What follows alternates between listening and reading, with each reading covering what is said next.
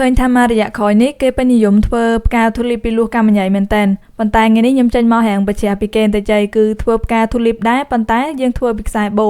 អញ្ចឹងដំបូងយើងប្រើខ្សែបូប្រវែង4សង់ទីម៉ែត្រគុណនឹង10សង់ទីម៉ែត្រហើយយើងបត់វាជា2អញ្ចឹងមកដើម្បីឲ្យវាចេញចំណុចកដាលហើយបន្ទាប់មកយើងប្រើស្គុតមុខ2ដូចខ្ញុំប្រើហ្នឹងទៅយើងយកមកដាក់តងផងហើយនឹងដើម្បីបិទអាខ្សែបូនឹងជា2ឲ្យវាជាប់គ្នាជា2ជាន់ផងថងបិទស្គុតមុខ2នេះយើងចង់បិទតែប្រឡោះកដាលនឹងក៏បានឬក៏បិទថែមខាងទៀតក៏បានដែរហើយយើងអស់វាសកត់ឲ្យជាប់អញ្ចឹងមកហើយយើងបត់វាដើម្បីកាត់ការកាត់ផ្កាទូលីបនេះគឺស្រទាប់ផ្កាគឺខ្ញុំកាត់ឲ្យមានចុចនៅកណ្ដាលបន្តិចរបៀបថាដូចបេះដូងអញ្ចឹងបន្ទាប់ពីកាត់វាចេញជាស្រទាប់ហើយយើងត្រូវហូលភ្លើងវាដើម្បីកុំឲ្យរសាត់អាមរបស់ខ្សែបូនឹងថងនេះដោយសារតែខ្ញុំអត់មានអាភ្លើងសម្រាប់រ៉ូលខ្ញុំយកដេកេះមករ៉ូលដល់ពេលរ៉ូលទៅរ៉ូលជ្រុលអាផ្សែងភ្លើងនឹងវាឡើងខ្មៅស្រទាប់ផ្កានេះគឺខ្ញុំធ្វើ6ស្រទាប់ហើយមាន2ខ្នាតហើយទំហំគឺខុសគ្នាតែ1សង់ទីម៉ែត្រទេ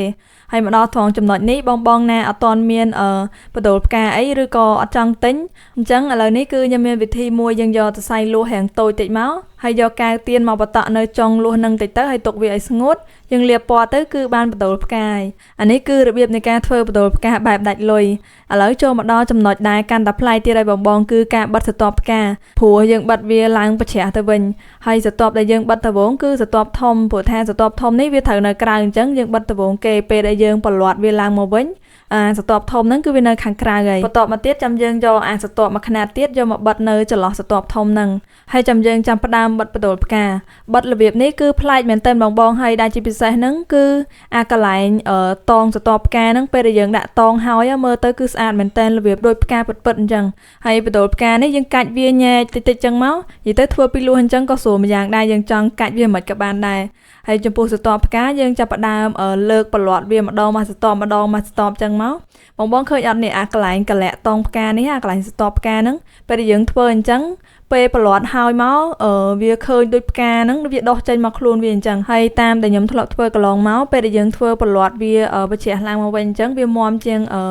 វិធីផ្សេងធ្វើផ្កាហើយឥឡូវយើងចូលមកដល់ធ្វើស្លឹកម្ដងហើយទំហំបងកាត់ដូចដែលខ្ញុំបានបង្ហាញនៅក្នុងវីដេអូហ្នឹងមកហើយចំពោះការបិទគឺយើងធ្វើដូចតែស្រទាប់ផ្កាដែរទេហើយបន្ទាប់មកបានយើងកាត់វាឲ្យចេញជារាងស្លឹកទូលីបនិយាយទៅស្លឹកទូលីបនេះយើងកាត់វាឲ្យធំតិចមកព្រោះថាស្លឹកគេដាក់តែ2ទេអញ្ចឹងបើរាងធំតិចក៏អត់អីដែរហើយចំពោះស្លឹកពេលដែលយើងហូលភ្លើងយើងពុតវាឲ្យរាងចេញអាឡកតិចមកបានវាស្អាតហើយចំពោះដើមទូលីបវាជាប្រភេទដើមធំទៅអត់អញ្ចឹងខ្ញុំប្រើតាយ៉ូនេះមកធ្វើដើមនិយាយទៅដូចដែលខ្ញុំការដែលខ្ញុំធ្វើដើមផ្កាឈូកក៏គឺខ្ញុំប្រើតាយ៉ូនឹងដូចគ្នានិយាយទៅធ្វើផ្កាម្តងគឺព្យាយាមអស់ឲ្យរមើអីដែរយកមកដាក់ទៅធ្វើឲ្យផ្កាយើងនឹងវាកាន់តែស្តៀងទៅនឹងផ្កាមែនតើណាអញ្ចឹងបើមានខុសតោះអីសង្ឃឹមថាបងអត់ប្រកាន់ទេឥឡូវយើងចាប់ផ្ដើមរុំដើមនិងដាក់ស្លឹកចូលហើយស្លឹកយើងរុំដើមឲ្យមកដល់ក្រោមតិចមកចាំយើងដាក់ស្លឹកចូលហើយយើងចង់ដាក់វាន្ទឹមគ្នាអញ្ចឹងក៏បានឬក៏ដាក់វាឲ្យលើក្រោមលើសលួសគ្នាតិចតួចក៏អីដែរហើយចំពោះប្រវែងដើមវិញគឺខ្ញុំប្រើប្រវែងប្រហែលជា15ទៅ20សង់ទីម៉ែត្រអីហ្នឹងប្រវែងហ្នឹងគឺវាស័ក្តិសមទៅនឹងផ្កាយើងហើយស្លឹកយើងញែកវាឲ្យរាងកថេកអញ្ចឹងតិចមកតែប៉ុណ្្នឹងគឺហើយបងផ្កាទូលីបធ្វើពីខ្សែបូឥឡូវបើថាកាន់មកតងអត់សូវតំណងអញ្ចឹងខ្ញុំកាន់មកបាច់ឲ្យមើលហ្មងណែសម្រាប់ប៉ុណ្្នឹងអាចទទួលយកបានអត់បងកុំភ្លេចចូល comment ឲ្យខ្ញុំម្នាក់មួយផងហើយវីដេអូនេះខ្ញុំក៏មានតែប៉ុណ្្នឹងដែរបងកុំភ្លេចជួយចុច like follow ឲ្យខ្ញុំម្នាក់មួយផងហើយជាពិសេសកុំភ្លេច share មួយផងអញ្ចឹងថ្ងៃនេះខ្ញុំមានតែប៉ុណ្្នឹងឯងអរគុណដែលបានទស្សនាវីដេអូនេះពីដើមដល់ចប់ហើយយើងចាំជួបគ្នានៅវីដេអូក្រោយៗទៀតណាបាយ